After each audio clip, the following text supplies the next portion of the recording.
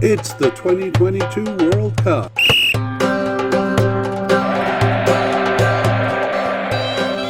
It's USA's players. Hello and welcome to the International Soccer Preview by Soccerphiles Canada. I'm Kevin, and today we will be looking at USA's squad for the 2022 World Cup. We interrupt this media cast with a bold and slashing edit, a brief introduction to the shortened player series. It's basically the last section of the full-length version. There we examined the formation up until June 2022. We also went through all the players who had recently appeared for the national team and judged the likelihood of their making the squad and giving information on their history and standing with the squad. For this media cast, we have washed all that chatter out and are panning down to the nugget. We hope it incites your interest in the full-length version, the link to which is available in the show notes. So now, joining in progress.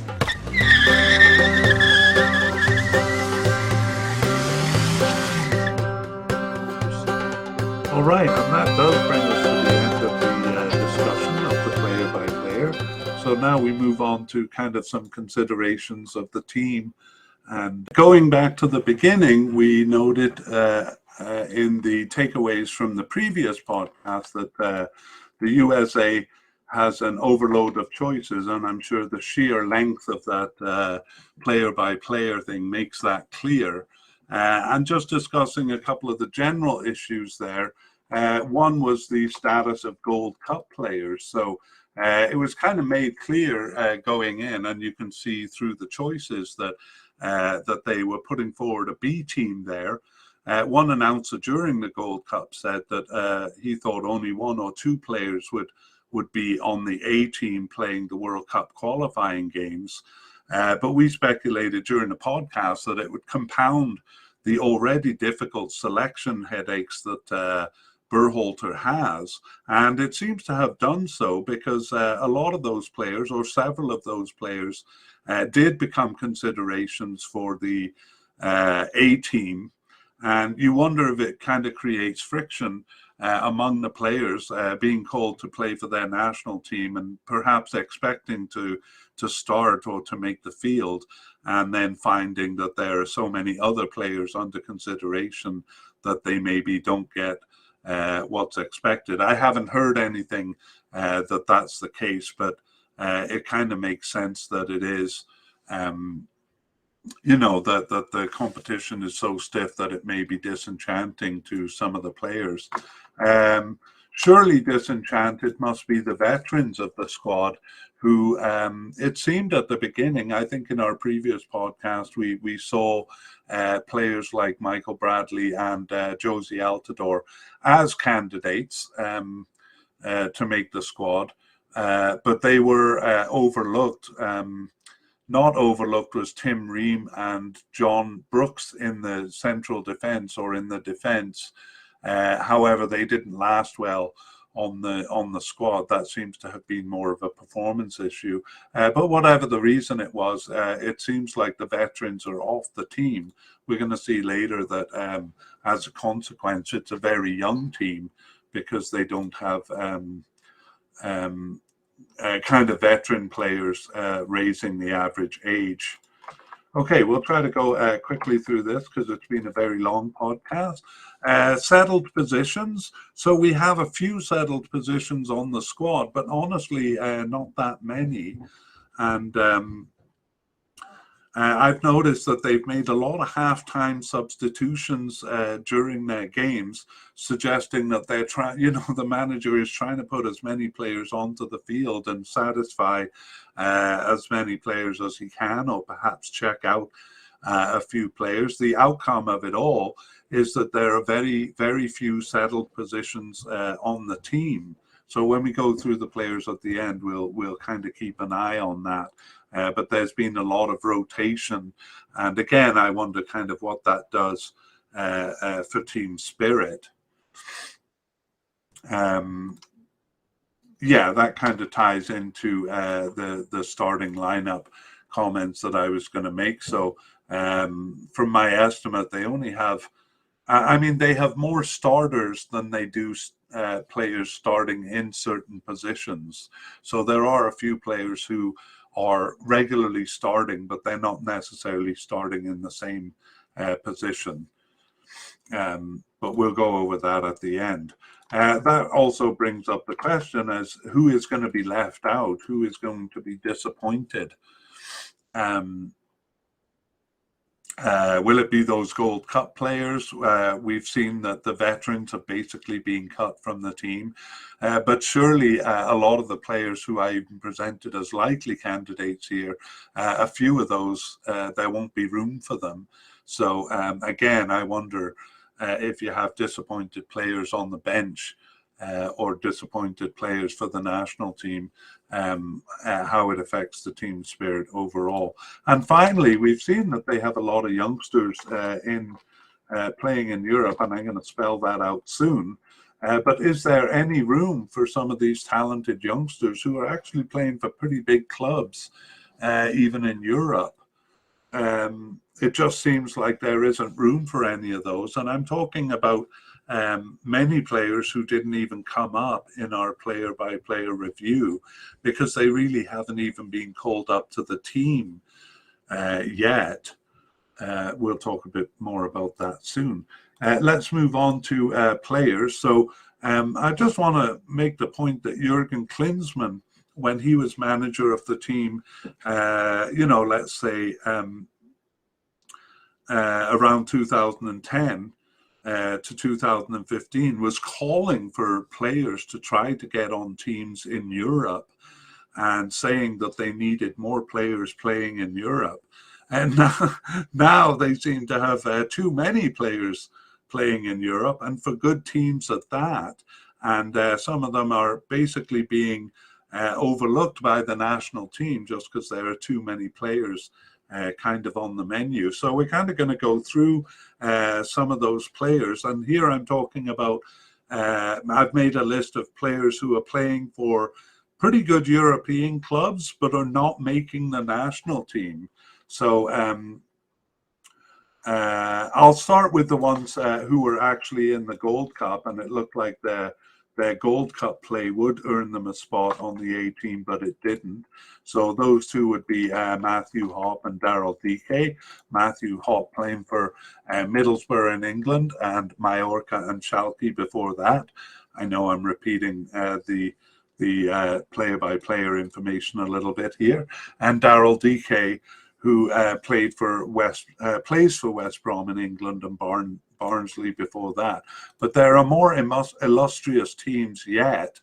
Veteran John Brooks, I said, in the player podcast, had recently earned a move to Benfica in Portugal, which is a bit of a higher status club, I think, than Wolfsburg in Germany and Hertha Berlin in Germany, where he was before that.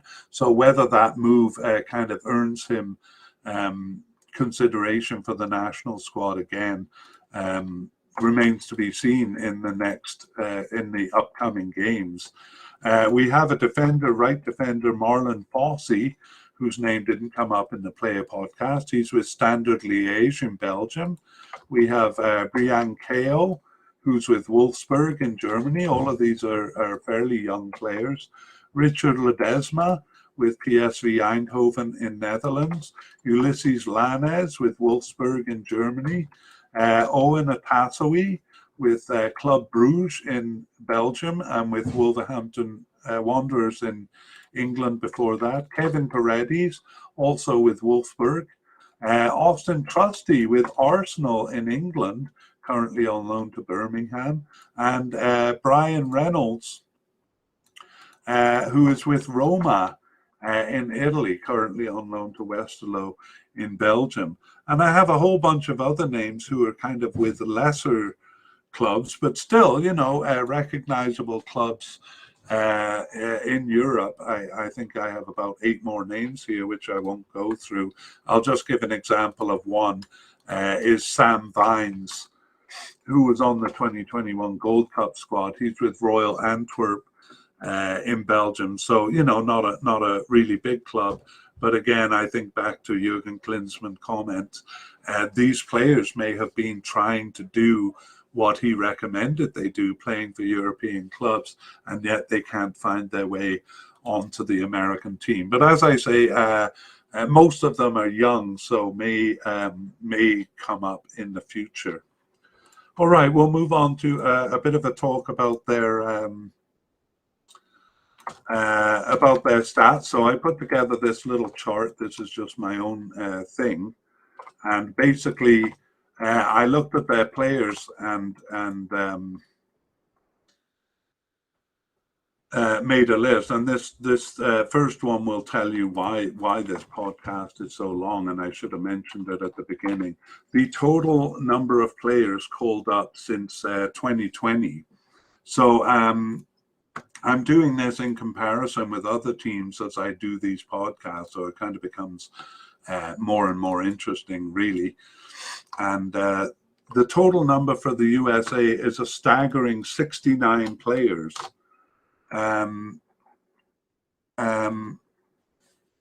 We have Ecuador has 66 players. That's a lot, but no other team has the next closest to that is 54 players, so 15 players less.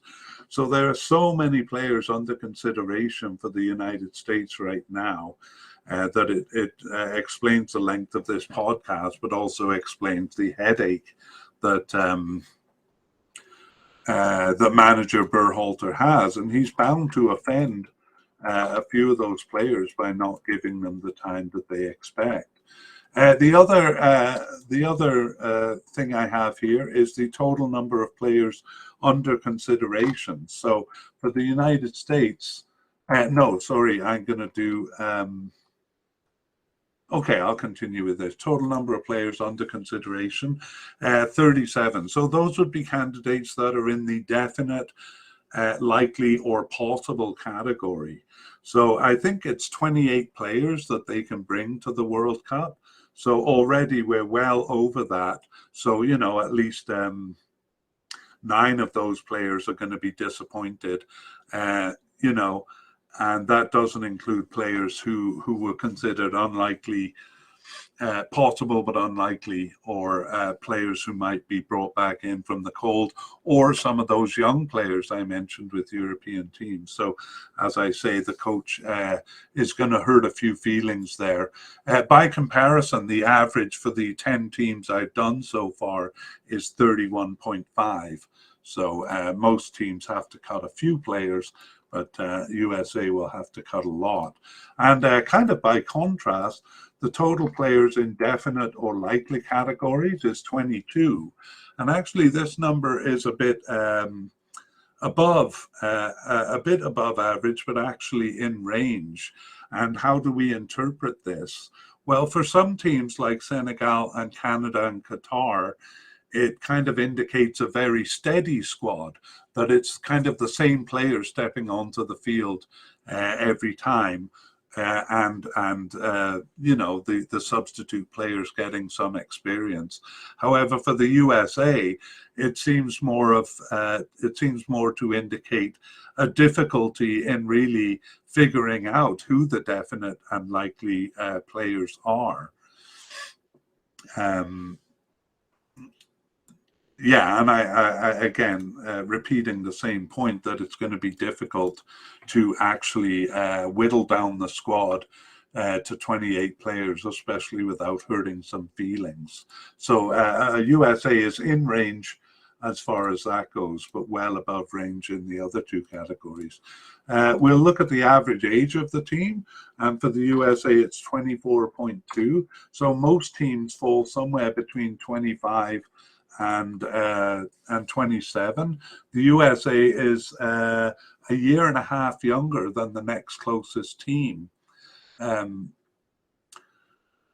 that is probably explainable by having cut what veterans they have. So we identified a few veterans in the player-by-player part of the podcast, and we'll review those at the end.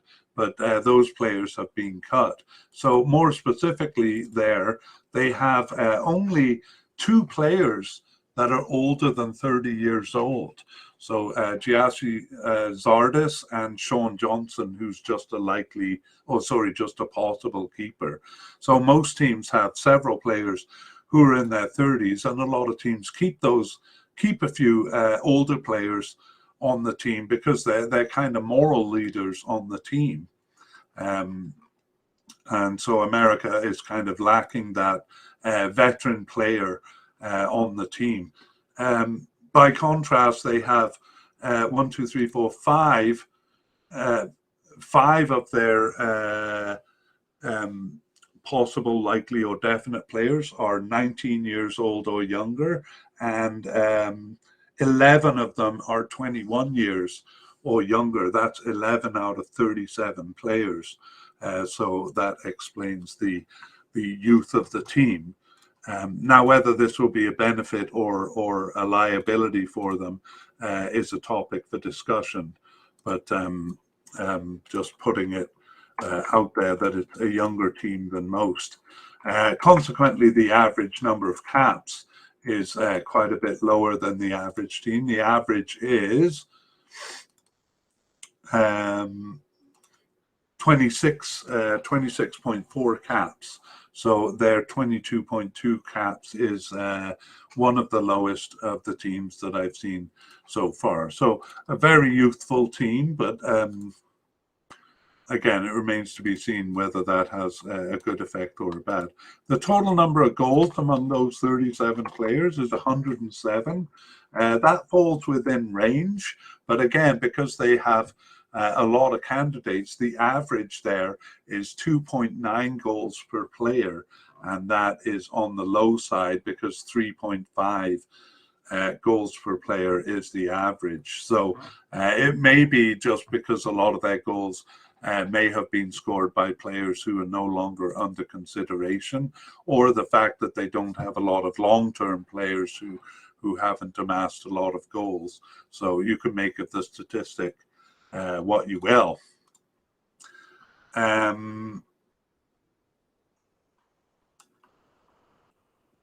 Yeah, okay, let's move on to a few of the things to watch. So this is players and issues to watch for. So in defense, I would say one of the big questions the manager has to answer is it Matt Turner or Stefan? Stefan's club affiliation used to be the deciding factor, it seemed, because he played for Man United and was the natural starting keeper. Well, now he's kind of drifting off the team a little bit, whereas Turner has gotten a position with Arsenal, so kind of a club of similar stature. And it looks like Turner is kind of edging this debate, but a very difficult decision for the manager. And there we have it. Also in defense, Zimmerman and Robertson. That's probably the most stable part of the field for them over the last, including the 2021 World Cup and the games since. And they have tried out a couple of other players in this position, which we talked about in the player-by-player podcast. But the main thing coming out of this is that Miles Robinson seems to be injured. So they have to maybe prepare a backup in case he's not back in time. And we'll provide an update on his injury status. But it doesn't look good for him making the cup. So the one stable kind of pairing they have on the field looks like it might have to be broken up anyway. Similarly, in left defense, Anthony Robinson seems to be holding that position down quite well. But on the right side of defense, they have a real headache in deciding amongst Dest, Yedlin, or Cannon. Now, these players actually don't move around that much. They may move up into the midfield, or Dest has moved over to the left side of defense once there. But basically, these three players are battling for one position. And, one of them's going to be offended at least there. So a bit difficult. Similarly, in the midfield, Musa, McKennie, and Aronson. I think we're talking mostly about the right midfielder position there, because Tyler Adams seemed to have locked down the central midfielder position. But who are the right and left midfielders going to be? Musa, McKennie, and Aronson seem to be in the front running, although Aronson may play kind of more attacking role. And is there room for other players they've been using in that position? Kellen Acosta, De La Torre, and Roldan. For sure, I doubt all 6 of those players will be there, and certainly there won't be room on the field for all of them, although Roldan has been playing mostly as a substitute. But he's got to drop them. In the attack, Christian Pulisic remains their kind of key player, but there is a question about his fitness, because he hasn't been playing, he hasn't gotten on the field for Chelsea as much as he would be like. Now, Chelsea recently got a new manager, so Christian Pulisic will be hoping he can make an impression and get more of a starting role under the new manager. And then perhaps their biggest issue of all is settling on a starting forward. So Hoppy and DK did fairly well in the Cup, but they didn't seem to make it onto the A team, and they just couldn't find a player who could put the ball in the net. So they went through Josh Sargent and P. Folk and Pepe. Pepe provided relief for a time there, but his goal scoring kind of dried up.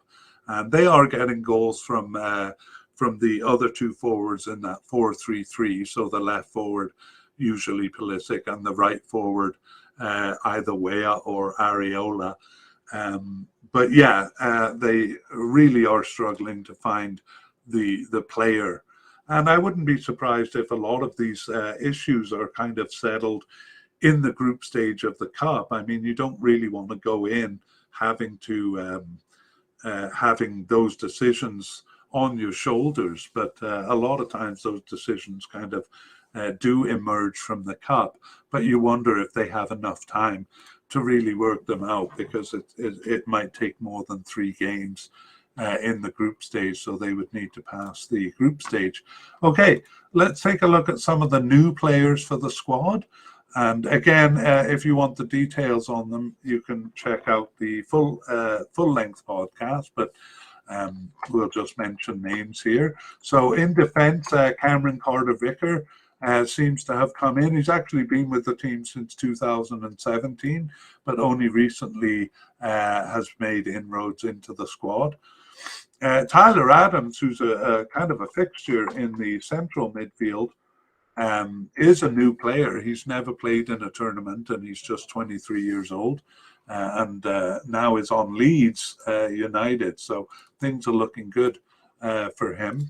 Luca De La Torre we have as a likely candidate, and going back, Carter Vickers we have as possible, Tyler Adams we have as definite, and Luca De La Torre we have as likely. So I'm only choosing from among those 3 categories, because they have a whole list of players who don't seem to have made it onto the team yet, but maybe candidates for the future. But this list would be too long if I went through all of them. I went through some of them with the players in Europe. Luca De La Torre we consider a likely candidate. He's 24 years old. Hasn't played in a tournament. None of these players have played in a tournament. Yunus Musa is new to the squad, and we consider him a definite candidate. He's just 20 years old. Brendan Aronson, also we consider a definite candidate. He is 22 years old, already has 22 caps since 2020, so he's kind of earned a position on the team. We mentioned Malik Tillman, who's with Bayern Munich in Germany, as a possible candidate. He has never played in a tournament either. Timothy Weah, we consider him a definite candidate. He's 22 years old and has 25 caps, so doing well for the national team. I should, sorry, I didn't prepare it, but Reina is also on this list. I keep thinking Claudio Reina, but it's the son. Anyway, Reina.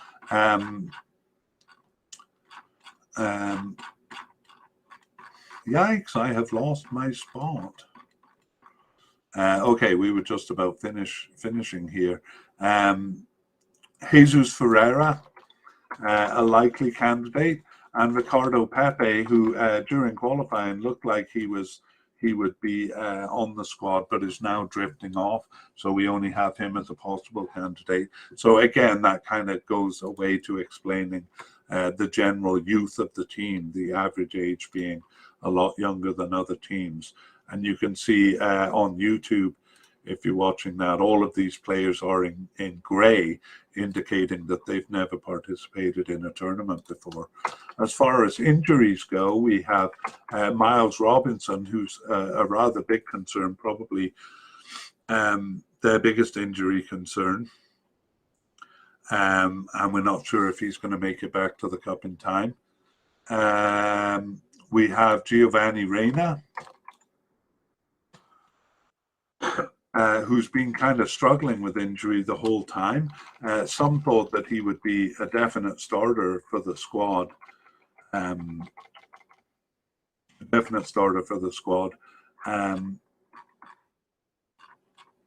But is struggling with injury. There's also just a possible candidate, but central defender Chris Richards, who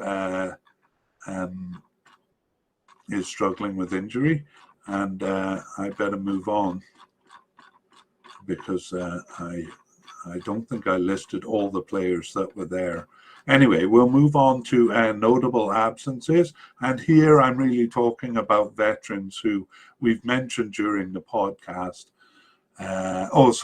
Sebastian Pifok. Jordan Pifok was the player I was looking for. Also a potential injury risk. We'll update these in the update podcast in November. Okay, let's talk about some of the players who are off the squad, so those veterans. And the first one is John Brooks, John Anthony Brooks. So he plays for Benfica in Portugal, but seems to be doing better at the club level than at the national level. He didn't do well in the first two games of World Cup qualifying and was off the squad. Matt Miazga, probably, aged out. He's 37 years old, but another veteran that is not available. And a third central defender in Omar Gonzalez, 34 years old. All of these guys are still playing at the club level, but they've been drifting off the team basically since 2019. Tim Ream, the left back, again, he started the World Cup qualifying and didn't prove himself, it seems. And then we have the captain Michael Bradley, who hasn't been called upon, and forward Josie Altidore. So that's where their veterans have gone. Most of them not being called up, and some of them obviously retired. Okay, so now we are going to go back over the team, over the candidates, and we're going to predict the starters, but it's a bit of a difficult task here.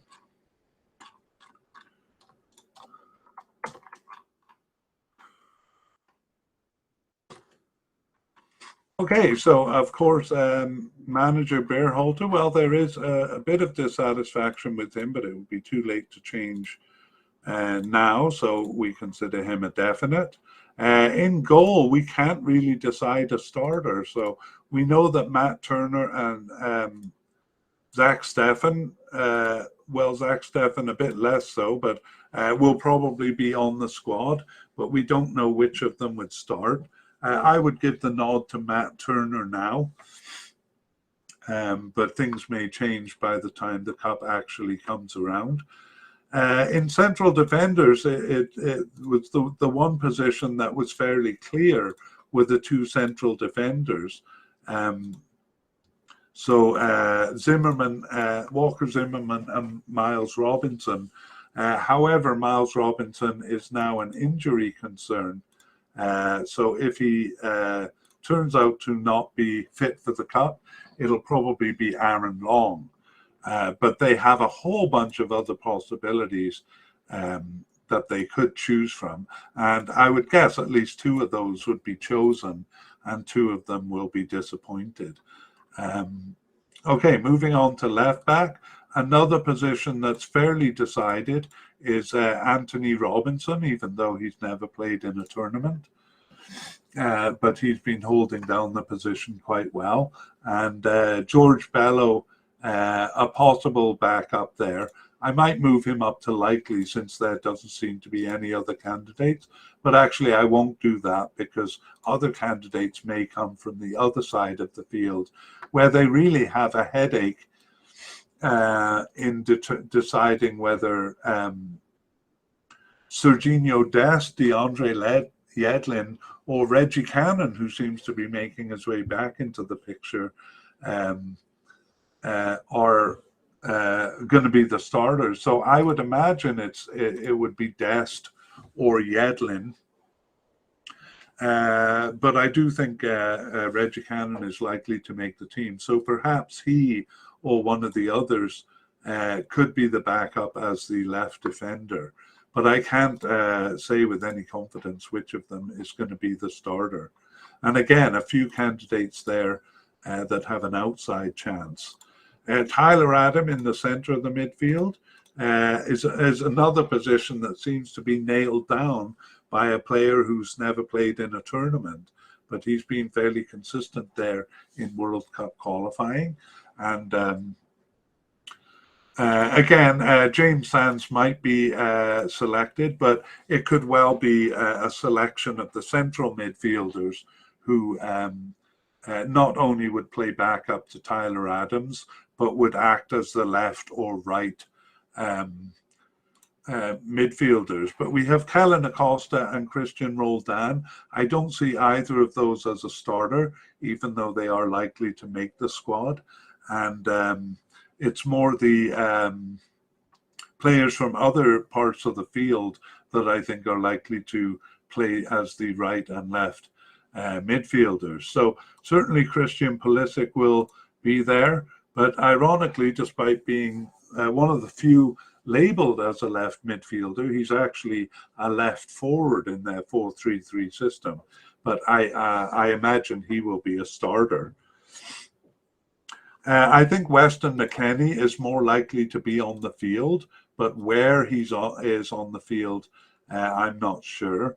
I'm not confident enough to say he'll be a starter, but I think he is definitely one of the most likely to make it to the squad and perhaps be a starter. I'm almost ready to put down Yunus Musa, who is actually classified as a right winger, to be the right midfielder. But if he's not in that position, I'm quite confident he'll be on the team. And I think Paul Areola will be on the team, but I think he'll be in a substitute role behind Timothy Weah on the right wing, even though he's classified as a left winger. We have Brendan Aronson, and I think he will be on the field too. He might play as a midfielder or as a forward, but he'll be in an attacking role, and I think he would be a starter.